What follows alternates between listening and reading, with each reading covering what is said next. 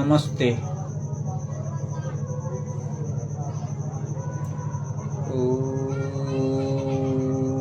विश्वानि देवी सवितर्दुरितानि पराशुव यद् भद्रं तन्न आशुव।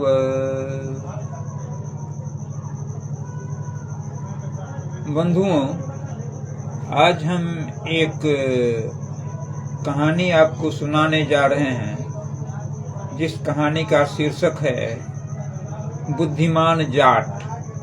वो बुद्धिमान जाट एक पंडित जी के साथ क्या करते हैं। उस ठग पंडित जी जो श्राद्ध के नाम पर ठगा गया था, वह दोनों के बीच क्या प्रतिक्रिया होता है, कृपया ध्यान से सुनने का प्रयास करेंगे।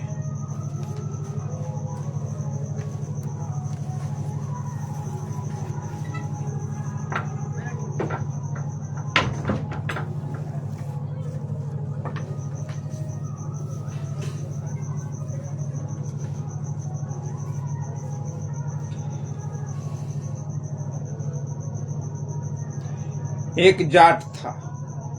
उसके घर में एक गाय बहुत अच्छी और 20 सेर दूध देने वाली थी। दूध बड़ा स्वादिष्ट होता था। कभी कभी पोप जी के मुख में भी पड़ता था। उसका पुरोहित यही ध्यान कर रहा था कि जब जाट का बुढ़ा बाप मरने लगेगा तब इसी गाय का संकल्प करा लूंगा। कुछ दिनों में देव योग से ऐसा हुआ कि उसके बाप का मरण का समय आ गया। जीभ बंद हो गई और खाट से भूमि पर ले लिया, अर्थात प्राण छोड़ने का समय आ पहुंचा। उस समय जाट के इष्ट मित्र और संबंधी भी उपस्थित हुए थे। तब पोप जी ने पुकारा कि जजमान, अब तू इसके हाथ से गोदान कर, यानी गाय को मुझे दान में देने का संकल्प ले लो। जाट 100 रुपया निकाल पिता के हाथ में रख के बोला, पढ़ो संकल्प। पोप जी बोला, वाह वाह, क्या बाप बारंबार मरता है। इस समय तो साक्षात गाय को लाओ जो दूध देती हो, बुढ़ी न हो, सब प्रकार से उत्तम हो। ऐसी गौवें का दान करना चाहिए। जाट जी कहते हैं उन पंडितों से, जो हमारे पास तो एक ही गाय है, उसके बिना हमारे लड़के बालों का निर्वाह न हो सकेगा, इसलिए उसको न दूंगा। जाट साहब को भी मजबूरी थी और पंडित जी को भी लोभ था।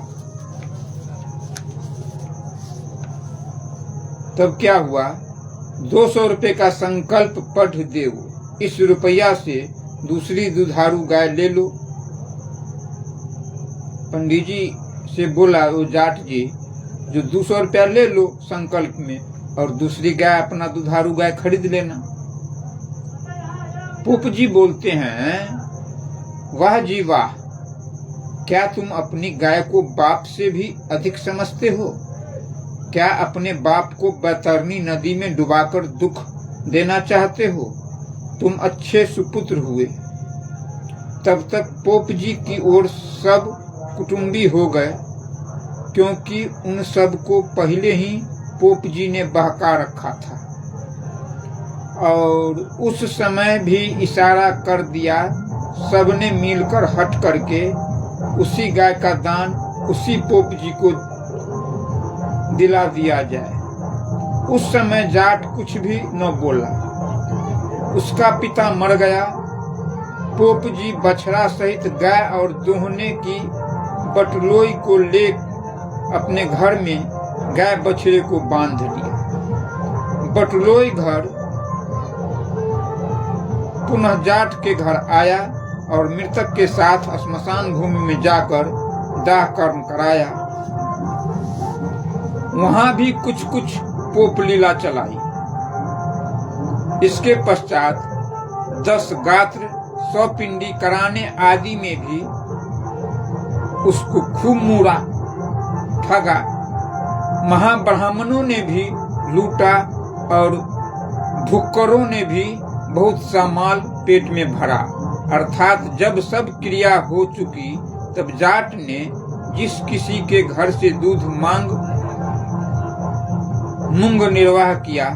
14वें दिन प्रातः काल पोप जी के घर पहुंचा। देखा तो पोप जी ने गाय दूही, बटलोई भर उठने की तैयारी थी। इतने में ही जाट जी पहुंचे।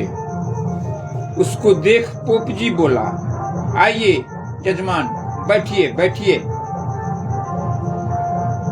तब जाट जी कहते हैं, तुम पुरोहित जी इधर आओ।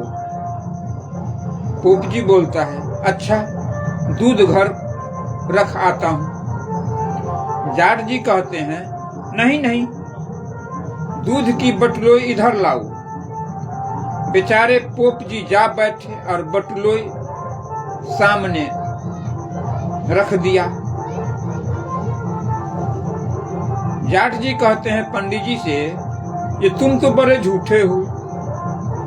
पोप जी कहते हैं, जो हम क्या झूठ किया है? जाट जी कहते हैं, कहो तुमने गाय किस लिए ली थी?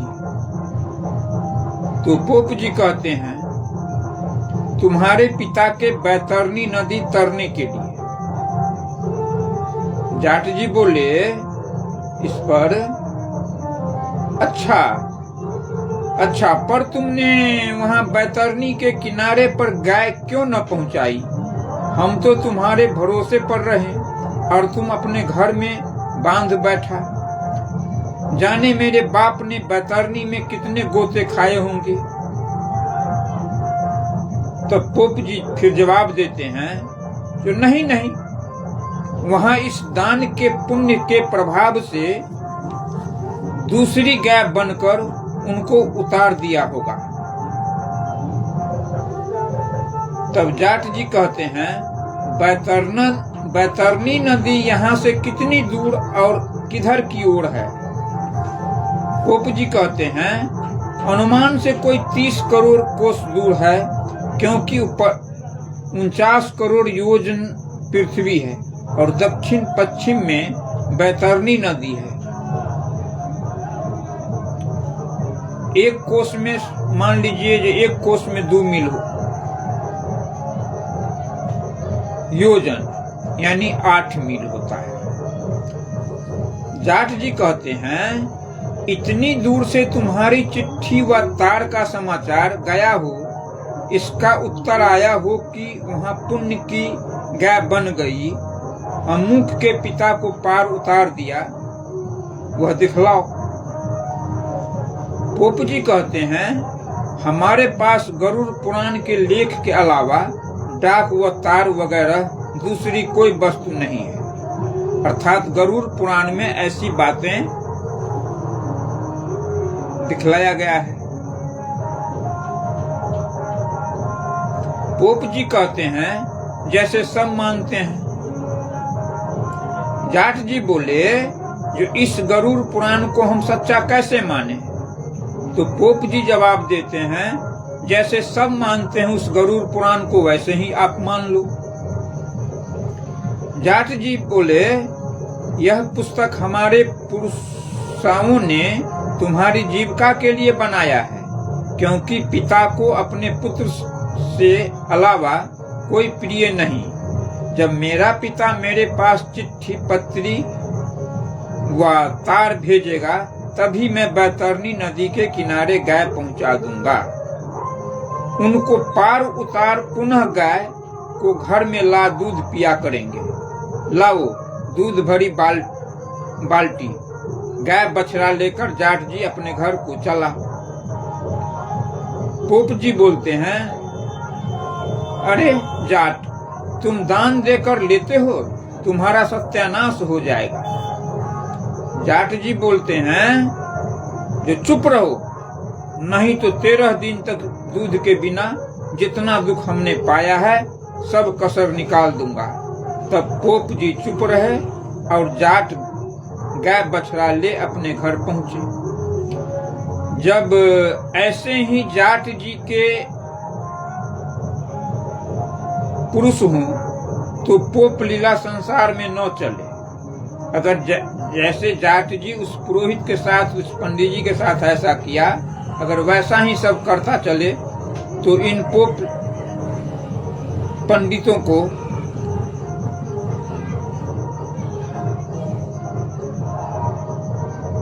छक्का छुड़ा देंगे और संसार में नहीं चल पाएगा। जो ये लोग कहते हैं कि 10 गात्र के पिंडों से 10 अंग स्वपिंडी करने से शरीर के साथ जीव का मेल होकर अंगुष्ठ मात्र शरीर बनकर पश्चात यमलोक को जाता है, मरते समय यमदूतों का आना व्यर्थ होता है। त्रयोदशा के पश्चात आना चाहिए। जो शरीर बन जाता हो तो अपनी स्त्री, संतान और इष्ट मित्रों के मुंह से क्यों नहीं लौट आता है।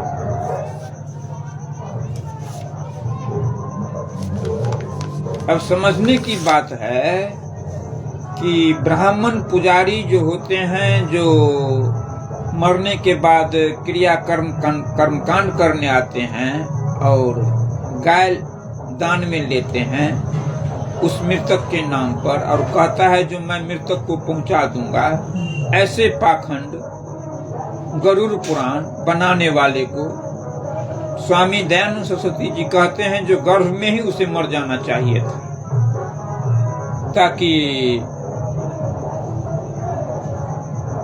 इस पाखंड से बच सके।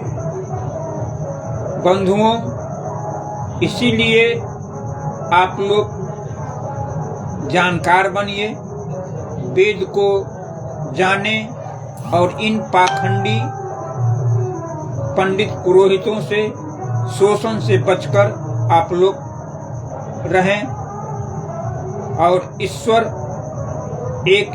का स्तुति प्रार्थना करते रहें। इन पोप लीला पंडितों के चक्कर में न पड़ें, ताकि आप और आपके आने वाले पूर्वज भी इन ठगों से बचा जा सके। इस पाखंड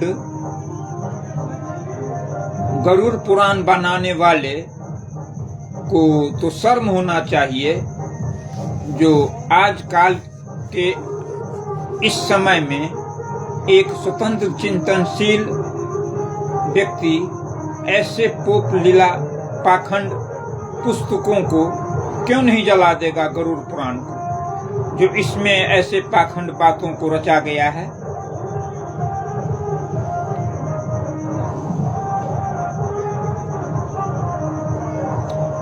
अब अगला कहानी एक और सुन लीजिए, जो शीर्षक है एक कहानी पुराणों की।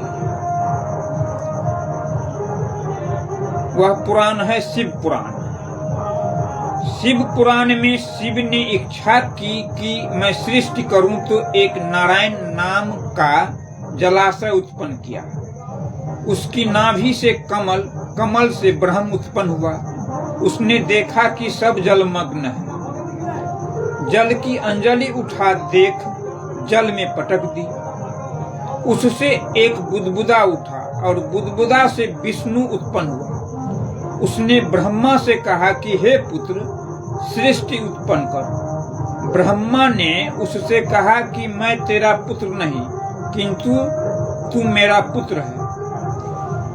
उनमें विवाद हुआ और दिव्य सहस्त्र वर्ष पर्यंत दोनों जल पर लड़ते रहे। तब शिव महादेव ने विचार किया कि जिनको मैंने सृष्टि करने के लिए भेजा था, वे दोनों आपस में लड़ झगड़ रहे हैं।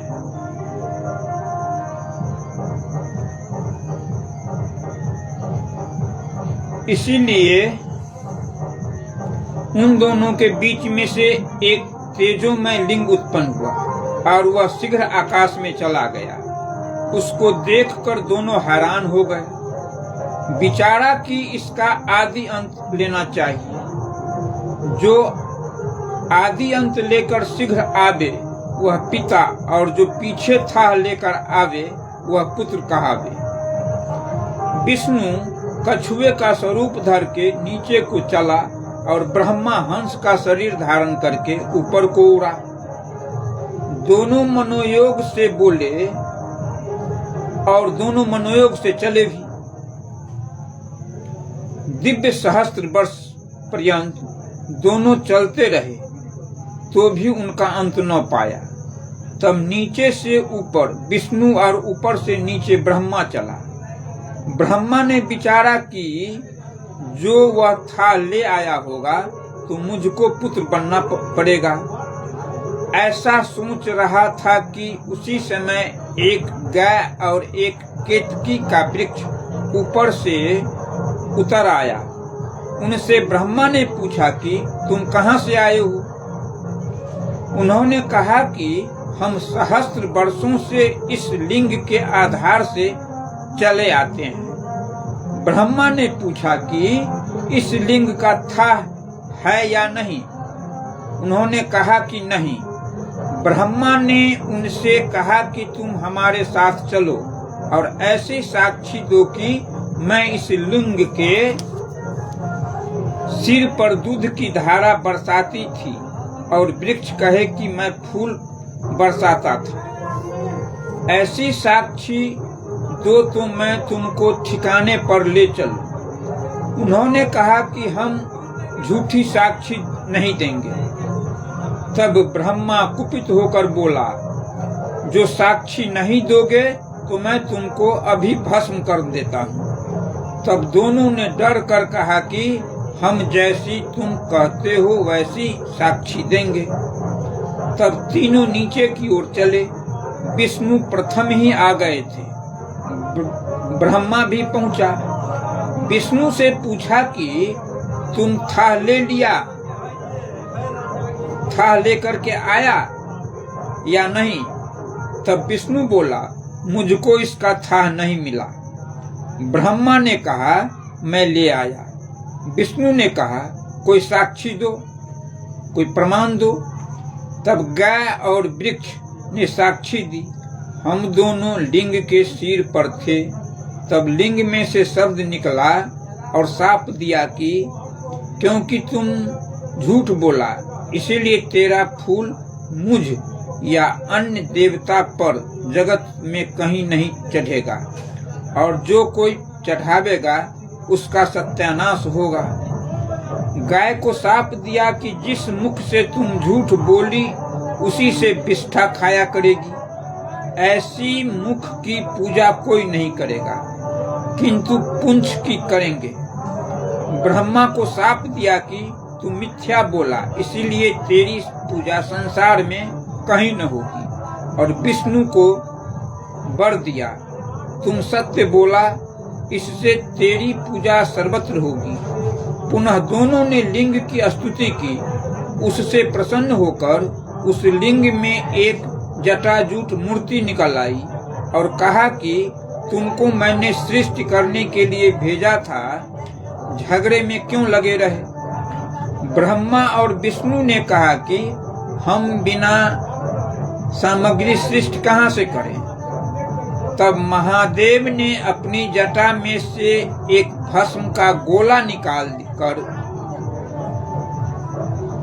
निकाल दिया कि जाओ इससे सब सृष्टि बनाओ इत्यादि। भला कोई इन पुराणों के बनाने वालों से पूछा जाए कि जब सृष्टि और पंच महाभूत भी नहीं थे तो ब्रह्मा विष्णु महादेव के शरीर, जल, कमल, लिंग, गाय और केतकी का वृक्ष और भस्म का गोला क्या तुम्हारे बाबा के घर से आ गिरा? वैसे ही भगवान में विष्णु की नाभि से कमल, कमल से ब्रह्मा और ब्रह्मा के दाहिने पग के अंगूठे से स्वयंभू और बाएं अंगूठे से शतरूपा रानी, ललाट से रुद्र और मरीचि आदि 10 पुत्र, उनसे प्रजापति उनकी 13 लड़कियां का विवाह कश्यप से, उनसे दिति से दैत्य, दनु से दानव, अदिति से आदित्य, बीनता से पक्षी, कद्रु से सर्प, शर्मा से कुत्ते, श्याल आदि और अन्य स्त्रियां से हाथी, घोड़े, ऊंट, गधा, भैंस, घास इत्यादि। ये कैसे संभव हुआ? घास फूस और बबूल आदि वृक्ष कांटे सहित उत्पन्न हो गए। वाह रे वाह, भागवत के बनाने वाले लाल बुझक्कर, तुमको ऐसी मिथ्या बातें लिखने में तनिक भी लज्जा न आई? निपट अंधा ही बन गया। स्त्री पुरुष के रज बीर्ज के संयोग से मनुष्य तो बनते ही हैं, परंतु परमेश्वर की सृष्टि कर्म से विरुद्ध पशु पक्षी सर्प आदि कभी उत्पन्न नहीं हो सकते। और हाथी, ऊंट, सिंह, कुत्ता, गधा और वृक्षादि का स्त्री के गर्भाशय में स्थित होने का अवकाश कहाँ से हो सकता है? और सिंह आदि उत्पन्न होकर अपने माँ बाप को क्यों न खा गए? और मनुष्य से पशु पक्षी वृक्षादि का उत्पन्न होना कैसे संभव हो सकता है? शोक है इन लोगों की रची हुई इस महा असंभव लीला पर, जिसने संसार को अभी तक भ्रमा रखा है। भला इन सब झूठ बातों को वे अंधे पोप और बाहर भीतर की फूटी आंखें वाले उनके चेले सुनते और मानते हैं। बड़े ही आश्चर्य की बात है कि ये मनुष्य है या अन्य कोई, इन भगवत आदि पुराणों के बनाने वाले जन्मते ही क्यों नहीं गर्भ में ही नष्ट हो गए, ऐसा स्वामी दयानंद सरस्वती का कहना है। और ऐसे पाखंडी बातों और पुस्तकों को रचने वाला को ऐसा हो जाना चाहिए था। अब वो नष्ट हो गए, वह जन्मते समय मर क्यों नहीं गए? क्योंकि इन पापों से बचते तो आर्यावर्त देश हमारा भारत दुख से भी बच पाता। इसीलिए कहा गया है, जो सीधा मार्ग वही होता है जिसमें सत्य मानना, सत्य बोलना, सत्य करना, पक्षपात रहित न्याय धर्म का आचरण करना आदि है, और उससे विपरीत का त्याग करना चाहिए।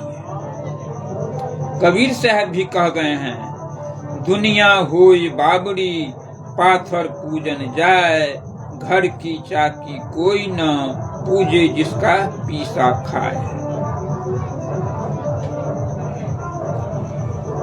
नमस्ते।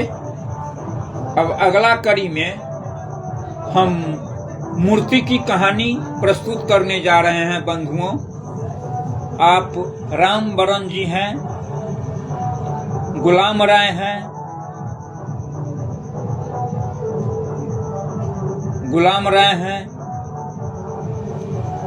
बहुत ऐसे लाइव पर उपस्थित बंधुओं को